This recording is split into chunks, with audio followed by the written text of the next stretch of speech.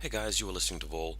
A couple of months ago, I played a War Machine and Hordes tournament with Kador, and I came third. It wasn't a huge field, but it was a three-list event, and we don't really have too many of those in New Zealand. Mostly I played Butcher3, which not too surprising given that he's probably the best caster for me at the moment. Borrowed some models off my friend Josh too, so I've got some Boom Howlers and Elixir in the Risen, which I think really are a must for Kador, but I've never owned the models, so that's something I'm going to get around to. Anyway, I just want to cover off one game out of that tournament, even though it was a 7 game event. Usually tournaments that I go to these days don't have that many good games. It's really just sort of one or two that stand out, and the rest are fairly one-sided. Either I get crushed or I win very easily.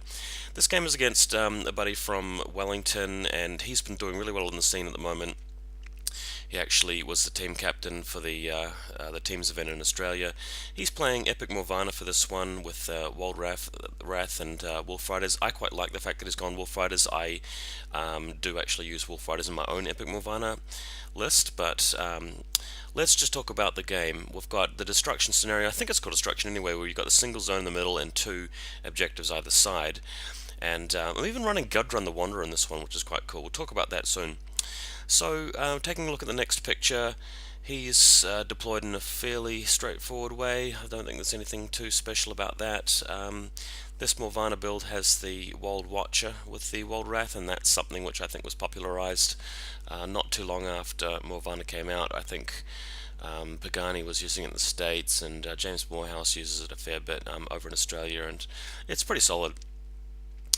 So going over again, I've got first turn here I think, and just shunting everything up.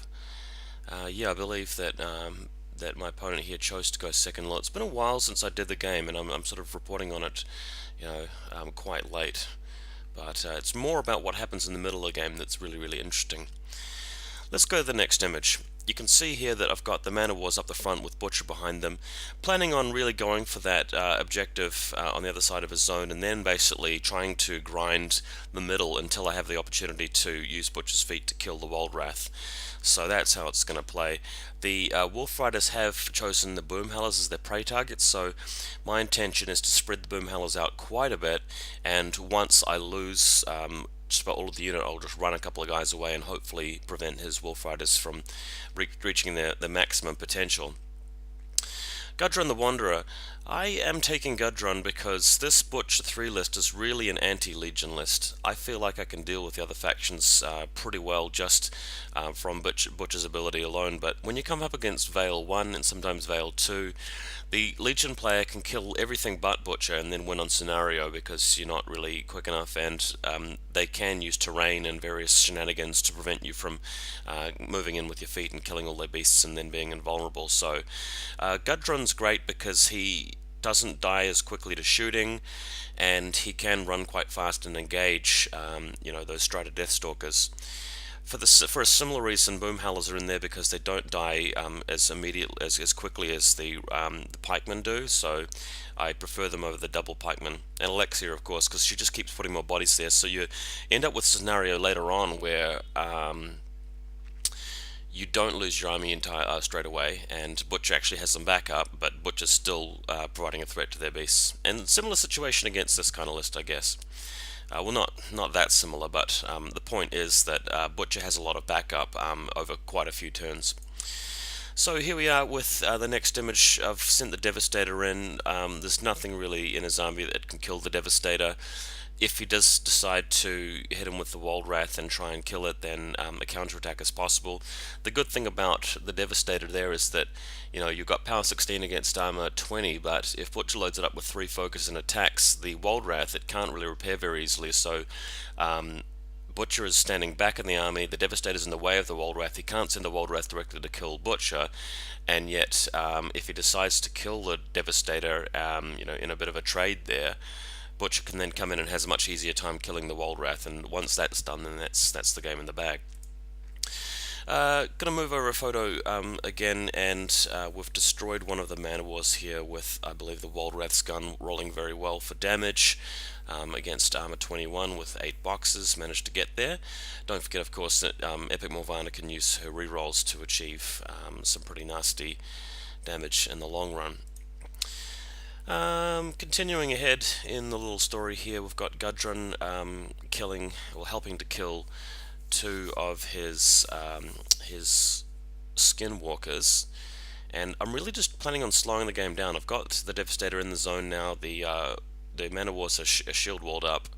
The Wolf Riders aren't achieving too much. I mean, they are killing some of the boom howlers, but Alexia is using her Risen to create thralls and send them to engage the Wolf Riders. So at this point, I think I've even managed to kill one of the Wolf Riders, which is great. Maybe it wasn't this turn, but it definitely was in one of those turns I killed it. And really what I want to do is set up a situation where if he feats, he's not getting the maximum out of his feat. I don't want to sort of kill both of his two heavy units and leave him with one model in each. I want him to sort of either use the feat when he's got all but one Skinwalker there but maximum Wolf Riders, or the other way around, or perhaps only restoring half of the units, and then I can really start committing. But the good thing here is that I've got a whole unit of pikemen back up there. Butcher's sitting in the middle, hasn't used his feat yet, so with this slow trade it's eventually going to work in my favor, I hope. Next image, you can see the thrall in the foreground there. Every time Alexia gets a turn, she's basically putting more of the Risen down after getting corpse tokens from the boom howlers and sending a thrall there to attack. It needs a 9 to hit, I believe, so I'm not often getting the hit through, but reducing his Wolf Riders just makes his decisions a bit harder. Also take a look at where Epic Morvahna is. My opponent, correctly keeping her blocked off from any potential impending doom drag, and the Waldrath just touching the edge of the zone, so I can't really win on scenario until I take it out. So just waiting for an opportunity to load the Devastator up with 3 focus and basically send it into attack. If he decides to do the trade and kill it, then it just makes it easy for me to eventually get rid of the Waldrath. Over several turns I can even start sending some of my infantry in there and weakening it, because it just cannot repair very quickly at all. Let's move into another photo. He has committed his Skinwalkers. Don't forget there's one at the back there. You can see where he's measuring the tape measure to make sure it's in command range. So really just inviting me to kill the rest of the Skinwalkers so that he can feed and bring the rest of them back. I know that's going to happen in the long run, but I don't mind, because once they all come back, they can't use their actions. I can then just start trading in with Butcher and kill them quite effectively, and still have a whole lot of pikemen left over to deal with the Waldrath in the long run. So that's the plan, and it's turning out to be quite a slow game, both sides using a fair bit of Deathclock time. I have done some damage to his objective, but at this point it's anyone's game, and it's starting to turn out to be a really interesting game, because if I can't kill his stuff quick enough and get through the next wave from the feat attacks, then he can actually win this on attrition. However, if he doesn't start killing more of my army more quickly, then I'm just going to have an easy time killing the Waldrath later. Let's go ahead another picture. Similar situation. I don't think it's really moved on. Gudrun is still alive. Gudrun has used his miniature ability there where he comes back to life, and the Wold Watcher is getting a fair bit done in the middle, not so much with his gun, but able to make an attack every so often and take out the boom howlers. Note that he's moved in with the Skelegross as well, so that will prevent the 4+ tough from kicking in from the boom howlers themselves. The other thing here is that he's picked up the Devastator and thrown it over top of the Man-O-Wars, which I thought was a really smart move. My opponent showing some intelligence there and seeing what my plan would be. So he's really stalling my intentions to actually send the Devastator in to actually attack the Waldrath. So that gives him more time to cut through my infantry, and if he can actually reduce me to just Butcher, as we talked about, I can't really commit Butcher to killing the Waldrath, because I'm going to have to use his feat and the second lot of focus, and that'll mean that if I'm only camping 2 or 3 at the end, then Morvahna can potentially kill me with Life Trader and rerolls. Let's jump into the next picture. Devastator picks herself up, moves back in.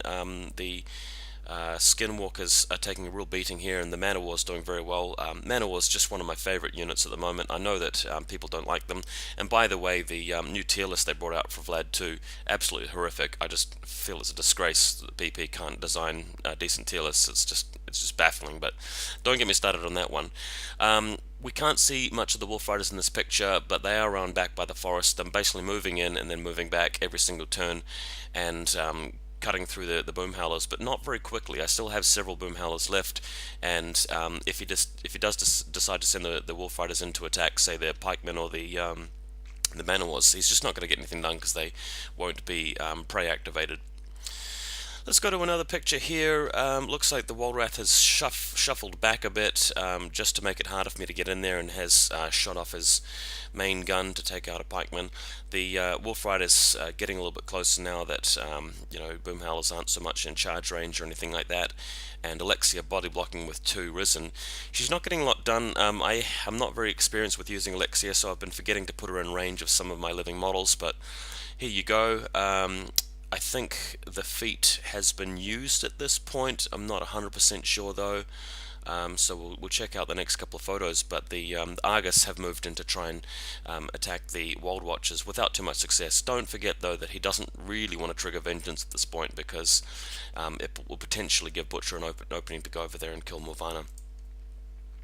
Next image, we have one Thrall over the side who managed to kill one of the Wolf Riders, so he's down to 4 Wolf Riders at this point, and that Thrall shouldn't be too hard to take out with the Wolves though. Alexia hanging back. Hopefully I don't lose Alexia, but again, since she's not the prey target, it is kind of difficult for the Wolf Riders to kill her. Moving right along to the next image, Morvahna has moved around. He made a mistake at one point where he moved out of the kill box and then had to use the light cav to get back in there and put himself somewhere awkward, so he had to sort of replace some of his stones to prevent Butcher from killing me. It was fine, he was safe and all, but he didn't have everything exactly where he wanted. So as you can see, Morvahna's not within range of the shifting stones triangle at this particular point. Therefore Butcher can actually get in a bit more aggressively without having to fear the Morvahna teleport into his face. Let's move to the next image. As you can see, the objective is down. Butcher is on the corner of the zone. If I can get a bit closer and kill that Walrath, then it's all over, but he's still got some of his skinwalkers there. I can't remember at this point whether he used defeat or not, so we'll just be watching the next few photos just to sort of remind ourselves. But every turn I'm basically camping max focus with Butcher. The Devastator has not taken any serious damage, so it's just creeping forward. And if the Walrath comes in to actually throw the Devastator again, that will put the Walrath in range of some of the pikemen, and all I really need is, say, 2 or 3 pikemen attacking it every turn, and I can slowly whittle it down to a point where Butcher can move in, kill it, feat, get the 6 focus back, and I think that with 6 focus, Morvahna can't actually kill him. Moving to the next image, Walrath still having a go. I haven't lost any Argus at this point, and generally the game's turned into a bit of a grind. My opponent though has less time on the clock than me, so that's one thing in my favour. Taking a look at yet another photo. This is the point where, yes, he surely has used the feat. As you can see in the background, there are 5 Wolf Riders, not 4, so he's brought one of them back, and he's got his skinwalkers scattered around. But as you can see, I'm still doing really well with the pikeman numbers. I've got 1, 2, 3, 4, 5, 6, 7, 8, 9, including the standard bearer, so that's more than enough. His skinwalkers don't attack the turn that they come back. Still got 4 Mana Wars, and he hasn't even killed the Argus yet. Butcher is completely safe, and the Boom Howlers, there's still at least 1 left alive, so his Wolf Riders cannot do anything against them. Going over one more photo again, the Wolf Riders are further in there and taking out the Thrall, but as you can see, the Devastator has moved in to attack the Walrath now, so that's given me an opportunity to do the plan. Butcher's focus is 3, as you can see here. Butcher had essentially loaded the Devastator up with focus so that it could go in. Didn't end up doing too much damage with the dice rolls, but as you can see, Butcher's pretty safe. I mean, Morvahna can't really get to him. He's on armor 21 anyway, and there's plenty of reach infantry in front to help screen him. Let's move to another photo here. The Wolf Riders coming around the rear of the Khador battle line. Boom Howler responding by running backwards. I've still got a Kovnik in range there, and I've even got Alexia into safety as well. So with 1 Boom Howler in the trenches, those Wolf Riders are really taking a long time to get anything done. Whereas in the meantime, in the center, the Walrath has managed to smash the Devastator back, but it's still alive. So I've still got plenty of backup options there. I've reduced his skinwalkers down to maybe 2 or 3 members, and I still have enough pikemen to move in to attack the Walrath. Going to the next image, as you can see here, skinwalkers cleaned up except for 1 more guy. His Wold Watcher has come into the fight. I have lost both Argus at this point. Didn't really have an opportunity to use Vengeance though, and I still have the 4 Mana Wars just going strong. Really love that unit. That's so hard to kill. and once he loses those last two models screening the Walrath, then I can just continue attacking it. Next up, the Wolf Riders going for the Kovnik here. I used the Kovnik basically to delay them. Again, the prey target is not on the Kovnik, so with Unyielding and the Trench, hopefully he can survive and hold them back for a couple more turns. The last thing I really want is to have to use Butcher to kill the Wolf Riders instead of the Walrath, but these guys are doing the job back here with that Boom Howler and the Kovnik. Next photo, Butcher is hanging back, didn't really want to be in range of Morvahna, didn't really want to be in range of the Walrath, but as you can see here, I now have the Man O' Wars and the Ironfang Pikeman in range. The Walrath has lost a lot of health. I don't know if you guys can see it on the YouTube version of the slideshow, but if you look at my my very, very, very, very old iPhone from the age of the dinosaurs at the top right, opponent's only got 3 minutes and 30 seconds left on the clock. And the Walrath is going to be going down in the next couple of turns. So next picture, Walrath's continuing to fight back, knocking the Devastator back. Morvahna's in the zone. He has destroyed my objective quite a while back, but there's no way that he's ever going to be able to clear this and win on scenario. I've just got too much stuff left over, and that's it. My opponent finally concedes, giving me the game.